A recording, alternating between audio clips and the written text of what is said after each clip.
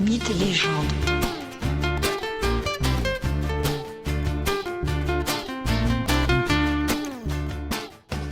Bonjour à tous et bienvenue dans ce nouvel épisode de Mythes et légendes. Aujourd'hui, nous allons quitter la mer Égée et les îles rocailleuses et écrasées de soleil de la Grèce méridionale pour rejoindre des latitudes bien plus septentrionales. Nous sommes en Écosse, au bord du Loch Ness, à la découverte du monstre légendaire qui y demeure, peut-être. Avant de rentrer dans le cœur de la légende du monstre du Loch Ness, je vous propose de faire un tour rapide du lac où vivrait Nessie. Le Loch Ness est situé dans les Highlands, en Écosse, à plus de 200 km au nord d'Édimbourg. Il s'agit d'un lac d'eau douce de forme très allongée, avec 39 km de long et 2 ou 3 km de large selon les lieux. Mais, notamment pour ce qui nous concerne aujourd'hui, c'est la troisième dimension du lac qui est impressionnante, c'est-à-dire sa profondeur. À certains endroits, le Loch Ness est profond de presque 270 mètres. Un point important dans la légende entourant le monstre, il se dit qu'il se cacherait dans une sorte de cavité, de grotte au fond du lac. La cartographie du Loch Ness réalisée à l'aide de puissants sonars a montré que le fond du lac est très plat et est recouvert par une importante couche de sédiments. Mais maintenant que le cadre de l'action est posé, laissez-moi y faire entrer le principal protagoniste, le monstre en personne.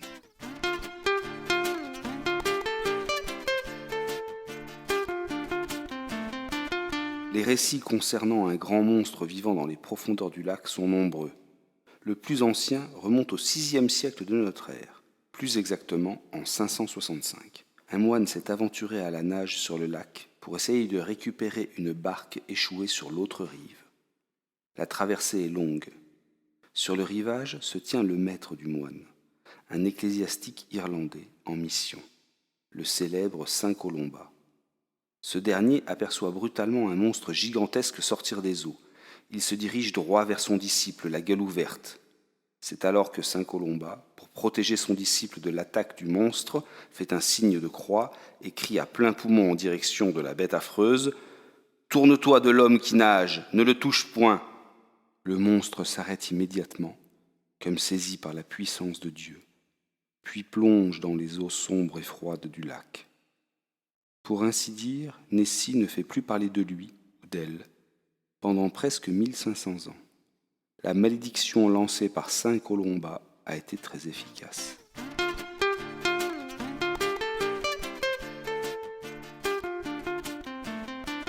Le monstre réapparaît en 1933, et ce à plusieurs reprises. Et depuis cette année, une dizaine de témoins oculaires se manifestent tous les ans. Le premier témoignage moderne est celui d'un couple d'Écossais, les Mackay. Ils sont les gérants d'un hôtel donnant sur le Loch Ness. Le 14 avril 1933, les Mackay longent le lac en voiture et aperçoivent une sorte de baleine, une créature de grande taille. Elle remonte à la surface, s'ébroue, puis quelque temps plus tard disparaît dans les profondeurs des eaux du lac. Ce récit fait très vite le tour du Royaume-Uni et même de toute l'Europe. De très nombreux journalistes et des touristes se bousculent soudainement à l'hôtel des Mackay. Cette mode est portée par la presse locale puis nationale, et il faut garder en tête qu'en Angleterre, en Écosse, les journaux sont nombreux et les tirages sont très importants. Ceci est d'ailleurs toujours vrai aujourd'hui. À peine quelques mois plus tard, le 22 juillet 1933, c'est au tour d'un autre couple, les Spicer, des touristes londoniens qui déclarent avoir aperçu sur le lac une sorte de plésiosaure, d'animal préhistorique. Une nouvelle fois, la presse locale en fait ses choux gras.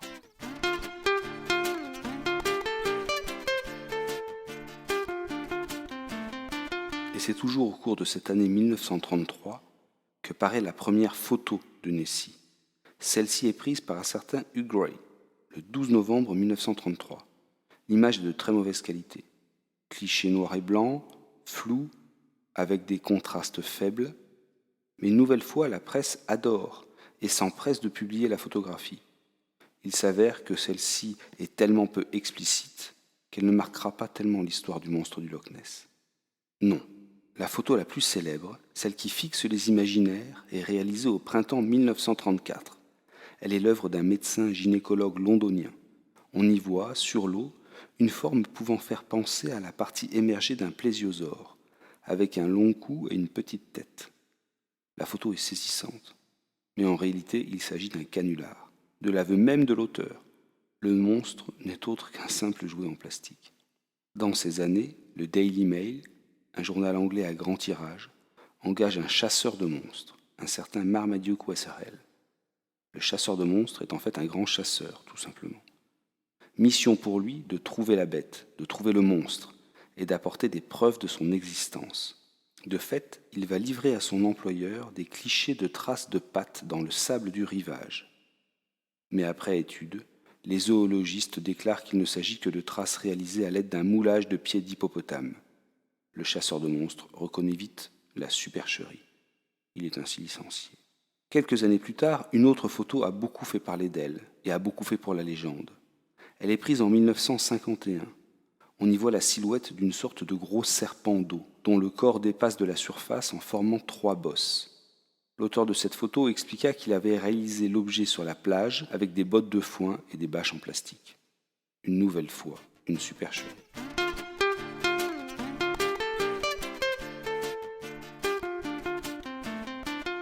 De nombreux récits font mention de la présence du monstre du Loch Ness.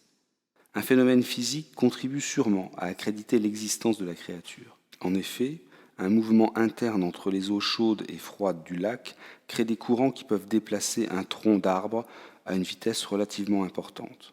Ce tronc d'arbre pouvant ressembler à un monstre, ayant un long cou par exemple. Mais à quoi ressemble exactement le monstre ? Le plus souvent, il est décrit comme ressemblant à un plésiosaure. Il s'agit d'un animal marin de la période des dinosaures. Les plésiosaures sont de grands animaux ayant un long cou et une petite tête dotée d'une très solide mâchoire. Le corps est relativement massif, large et ovale.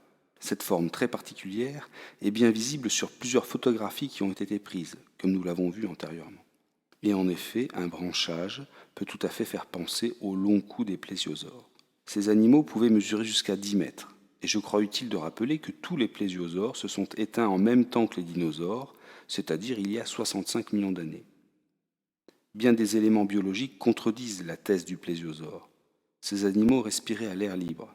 Aussi, Nessie devrait remonter à la surface au moins 20 fois par jour pour respirer. De plus, l'analyse du squelette des plésiosaures montre qu'un tel animal était absolument incapable de relever le cou presque à la verticale de son corps, comme ceci est présenté dans plusieurs photographies. Enfin, le Loch Ness est un lac formé il y a 10 000 ans, en remplacement d'un glacier qui avait creusé la forme en U de la cavité où s'est installé le lac. Aussi, aucune espèce préhistorique n'a pu survivre de Loch Ness, puisque celui-ci est bien trop récent.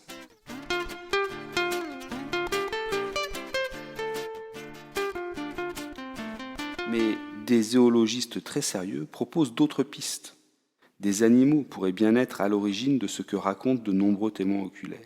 Parmi ces hypothèses existe celle de l'esturgeon baltique ou esturgeon européen.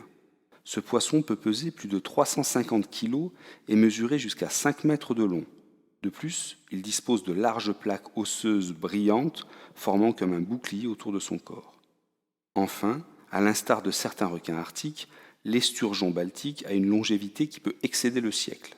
L'esturgeon nage lentement, et en cela, il contredit des témoignages fréquents qui parlent de longs et rapides sillages à la surface de l'eau. Les zoologues pensent ici à la présence de phoques ou de grosses loutres. Enfin, vous l'imaginez bien, le Loch Ness a été étudié dans ses moindres détails grâce à des petits sous-marins dotés de sonars et de caméras. Aucun monstre n'a été découvert. Les plus chauds partisans de Nessie expliquent que le monstre est donc peut-être et même sûrement mort et qu'il repose dans les sédiments au fond du lac, pour l'éternité. Je vous propose de nous quitter sur une petite anecdote tout à fait véridique et assez drôle. Un habitant voisin du lac s'est amusé à jouer avec les touristes pendant de nombreuses années. Il avait fabriqué une silhouette de monstre en bois et la mettait sur le lac à l'occasion. Nous connaissons le plaisantin et sa fabrication car il avait laissé un testament qui permit de retrouver l'objet dans son garage.